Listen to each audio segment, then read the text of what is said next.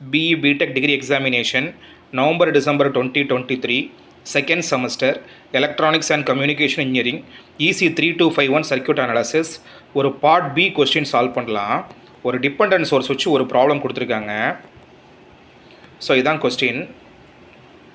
பியில் first part 7 mark question. Determine ix for the following network shown in figure. இந்த ப்ராப்ளத்தில் ஒரு dependent source இருக்குது, அதை மட்டும் வச்சு சால்வ் பண்ணிடலாம். ஐஎக்ஸ் கேட்குறாங்க. ஐஎக்ஸ் எங்கே இருக்குது? இங்கே இருக்குது. சரியா? ஸோ இதில் ஒரு டிப்பிக்கல் ப்ராப்ளம் என்னென்னா, இதில் ஒரு டிபெண்டன்ட் சோர்ஸ் இருக்குது 3ix. சரிங்களா? இப்போ நான் இதை நோடல் மெத்தடில் சால்வ் பண்ணுறேன். இந்த நோடை நான் V1 எடுத்துக்கிறேன், இந்த நோடை நான் V2ன்னு எடுத்துக்கிறேன். இதில் எதுவும் தப்பு இருக்கான்னு பாருங்கள். ஸோ அடுத்து இது வந்து காமனை நம்ம என்ன பண்ணலாம்? கிரவுண்டு 0 வோல்ட்டுன்னு எடுத்துக்கலாம். இதை தவிர வேறு எதுவும் நோடு கிடையாது. இது நோடு கிடையாது, இதுவும் நோடு கிடையாது. சரிங்களா? வேறு நோடு எதுவுமே இல்லை. ஸோ ஃபஸ்ட்டு என்ன பண்ணலாம்? KCL ஃபார் நோடு 1 நான் எழுதுகிறேன். அப்படின்னா என்ன அர்த்தம்? நோடை நோக்கி வரக்கூடிய கரண்ட் எல்லாம் ஒரு சைடு 4 ஆம்ஸ். வேறு எதுவும் நோடை நோக்கி வருதா? இந்த 10 ஓம்ங்கிறது லோடு. அப்போ அது கரண்ட்டை எடுத்துக்கணும், அப்சர்வ் பண்ணும். அப்போ கரண்ட் ஃப்ளோயிங் த்ரூ 10 ஓம். அடுத்து 3ix. ஸோ நீங்கள் இதை எப்படி கன்சிடர் பண்ணணும்னா, here there is a branch which consumes 3 times of ix current அப்படி எடுத்துக்கணும். அப்போ என்னன்னா அதுவும் லோடு தான், 3 into ix, because this current moves away from the node towards the node னா சோர்ஸ்னு எடுத்துக்கலாம். நோடை விட்டு வெளியில் போகிறத நம்ம வந்து லோடுன்னு எடுத்துக்கணும். சரியா? இந்த V1ங்கிற நோடை விட்டு 3ix கரண்ட் வெளியில் போகுது. ரைட். அடுத்து என்ன பண்ணுங்க? 20 ஓம் இருக்குது. 20 ஓம் எதுக்கு நடுவில் இருக்குது? Plus V1 minus V2 by 20. கரெக்டா? சரி. இப்போ நம்ம இதை சிம்பிளிஃபை பண்ணணும். ஐஎக்ஸுங்கிறது என்ன? What is ix? Ix is nothing but இந்த பிரான்ச்சில் ஃப்ளோ ஆகக்கூடிய கரண்ட். எந்த பிரான்ச்சில்? இந்த 5 ஓம் பிரான்ச்சில் ஃப்ளோ ஆகக்கூடிய கரண்ட். இந்த 5 ஓம் பிரான்ச்சில் எவ்வளோ கரண்ட் ஃப்ளோ ஆகும்னு நம்ம பார்க்கணும். அப்போ ஆஸ் பர் ஓம்ஸில் I is equal to V by Rன்னு போட்டுக்கலாமா? ஸோ இந்த 2 பாயிண்ட்டுக்கு நடுவில் வோல்டேஜ் வந்து V2. அப்போ இந்த 2 பிரான்ச்சுக்கு நடுவில் உள்ள ரெசிஸ்டன்ஸ் வந்து 5. அப்போ ஐஎக்ஸுங்கிறது எதுக்கு ஈக்குவலண்ட்டாக இருக்கும்?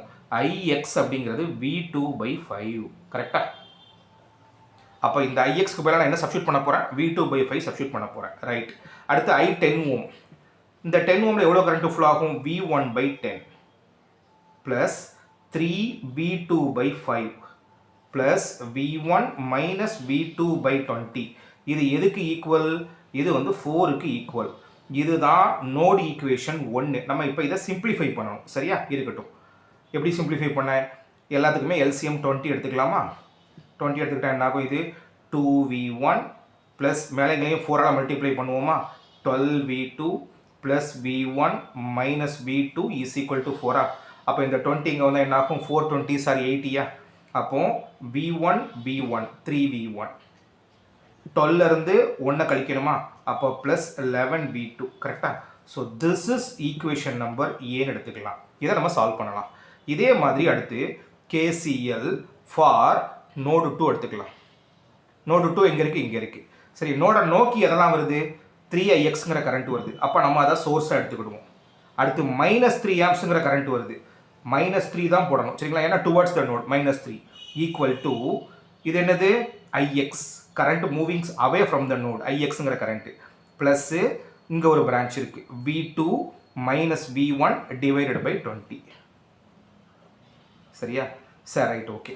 இப்போ நம்ம ஐஎக்ஸ்க்கு பதிலாக என்ன சப்ஸ்டியூட் பண்ண போகிறோம்? V2 by 5ன்னு சப்ஸ்டியூட் பண்ண போகிறோம். நம்ம ஐஎக்ஸ்க்கு பதிலாக என்ன சப்ஸ்டியூட் பண்ண போகிறோம்? V2 by 5ன்னு சப்ஸ்டியூட் பண்ண போகிறோம். அப்போ இது என்ன பண்ணலாம்? -3 இங்கே இருக்கட்டும். இந்த 3ix அங்கே போனால் என்ன ஆகும்? -3ix. அப்போ ix minus 3ix plus V2 minus V1 by 20. கரெக்டாக? சரி. அப்போ -3 is equal to -2ix plus V2 minus V1 by 20. ஐஎக்ஸோட வேல்யூ என்ன? ஏற்கனவே கண்டுபிடிச்சி வச்சுருக்கோம். V2 by 5 தூக்கி உள்ளே சப்ஸ்டியூட் பண்ணிடலாமா? அப்போ -3 is equal to -2 into V2 by 5 plus V2 minus V1 by 20. LCM எடுக்கலாமா? 520 சாரி 20 எடுத்துக்கலாம். 20 எடுத்துக்கிட்டால் என்ன பண்ணணும்? மேலே இங்கே 4ஆல் மல்டிப்ளை பண்ணணுமா? அப்போ -8V2 plus V2 minus V1. இது எதுக்கு ஈக்குவல்? -3க்கு ஈக்குவல்.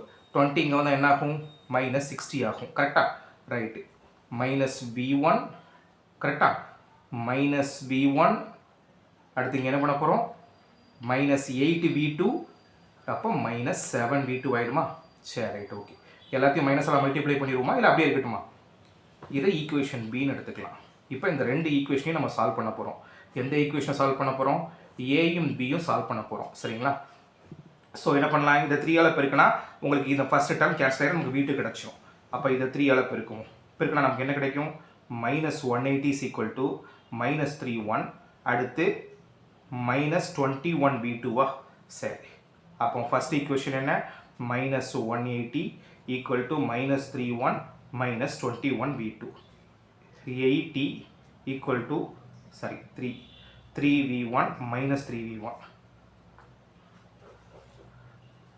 இங்கே எழுதிக்கலாம். 3v1 plus 11v2 is equal to 80. Solve பண்ணுவோமா? இதை கேன்சல் பண்ணிக்கலாமா? அப்போ இங்கே என்ன வரும்? -10v2 is equal to -100. 21லேருந்து போச்சுன்னா அப்போது v2 எவ்வளவு? v2 is equal to 100/10 which is equal to 10 வோல்ட்டா? சரி, இப்போ நமக்கு என்ன கண்டுபிடிக்கணும்? ix தானே கண்டுபிடிக்கணும். ix என்ன? v2/5. அப்போ ix is equal to v2/5. v2 எவ்வளவு? 10/5 போட்டால் என்ன கிடைக்கும்? 2 ஆம்பியர் கிடைக்குமா? அவ்வளோதான், ப்ராப்ளம் முடிஞ்சுது.